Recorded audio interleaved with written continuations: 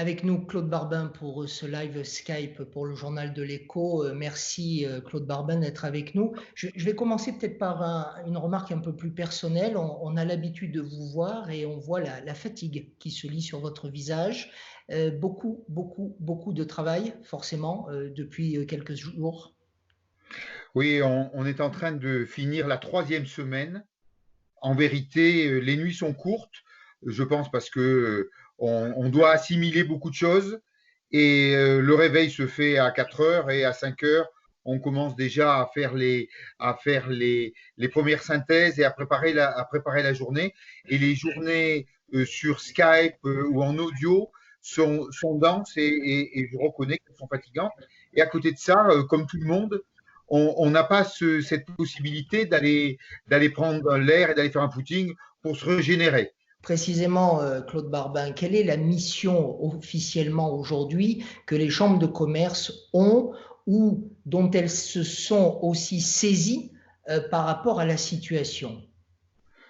Alors, assez naturellement, les chambres se sont positionnées sur l'accompagnement des entreprises et sur le retour de la vie des entreprises sur le terrain. Mais en plus, il y a eu une volonté affirmée par un courrier ministériel de Monsieur le maire de mettre les chambres de commerce en première ligne. Donc aujourd'hui, deux grandes missions. La première, c'est d'apporter des informations aux entreprises sur toutes les démarches et sur toutes les aides qui ont été mises en place à la fois par l'État et à la fois par la région, et puis de renvoyer à l'État le questionnement et la réalité terrain des entreprises. Si vous me permettez un petit peu la métaphore, en temps de guerre, et c'est le président de la République qui l'a dit, nous sommes en temps de guerre face à un virus, mais aussi une guerre économique. Il y a le général qui serait l'État, et il y a les officiers et sous-officiers qui seraient les chambres de commerce. Donc les corps intermédiaires retrouvent une forme de légitimité dans cette bataille. Oui, je pense qu'il y a des corps intermédiaires qui ont été, soyons honnêtes, et puis ça a été affirmé par ce gouvernement, il l'a reconnu, la directe et les chambres de commerce ont perdu 60% de leurs ressources. Et à un moment donné, l'État s'est aperçu qu'ils étaient absolument nécessaires comme un squelette, comme un maillage absolument nécessaire pour faire passer ces messages au reste de la population et de l'économie de terrain que sont les entreprises. Que depuis 3 semaines, certaines entreprises ont zéro chiffre d'affaires, incapacité à travailler. Si je prends des chiffres, 50% des entreprises du Puy-de-Dôme sont à l'arrêt, 30% sont dans une phase de fonctionnement dégradée et 20% arrivent à peu près à tourner normalement. Je pense que 80% du moral des chefs d'entreprise n'est pas bon, c'est évident.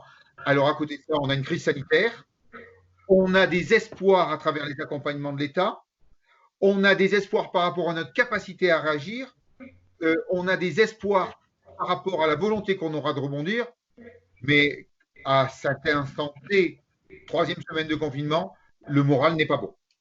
Michelin, à la surprise générale, est en train d'annoncer peut-être pas un redémarrage complet, mais un retour, un début de nouvelles productions. Et est-ce que le fait que les grands anticipent peut-être un petit peu le redémarrage peut amener du baume au cœur aux plus fragiles?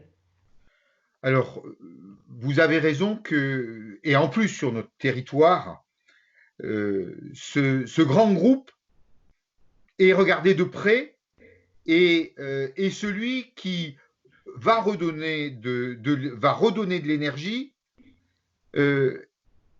par son redémarrage et incitera tous ceux qui le peuvent à se relancer. On a aussi compris que le redémarrage va passer par des éléments de protection que vont être les masques et le gel nécessaire pour se désinfecter à profusion. Et on sait qu'il va falloir des masques toutes les 4 heures. Et je pense que cet élément-là sera un élément fort du redémarrage, au-delà, bien entendu, de ce symbole qu'est cette grande entreprise sur notre territoire. Elle a pris, comme tout le monde, la crise de plein fouet. Elle est en train de s'adapter et nous espérons tous que elle et nous saurons dominer cet élément compliqué qui est cette crise de ce virus. Claude Barbin, on a le sentiment à travers cette crise que les gens ne se sont en fait jamais autant écoutés qu'aujourd'hui. Toutes ces visions nous obligent à être dans la patience. Il faut accepter que les uns et les autres, nous ne soyons pas forcément toujours opérationnels devant ces outils de communication. Est-ce que là, il y a un bienfait qui peut émaner lorsque la crise sanitaire sera terminée? Est-ce qu'on ira peut-être un peu plus, même dans le monde économique, ou surtout dans le monde économique, vers de la proximité, vers des circuits courts? Quelle est votre analyse? Je vais vous citer un exemple. Je fais partie du comité directeur de CCI France.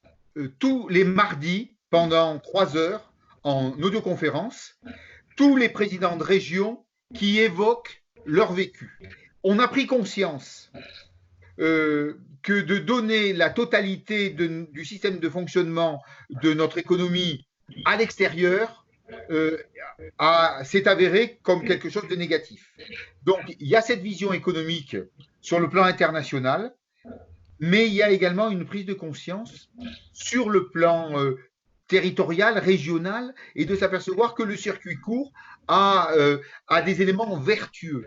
Et je pense également que en sortie de crise, chaque citoyen va percevoir son envie de voyager d'une façon différente.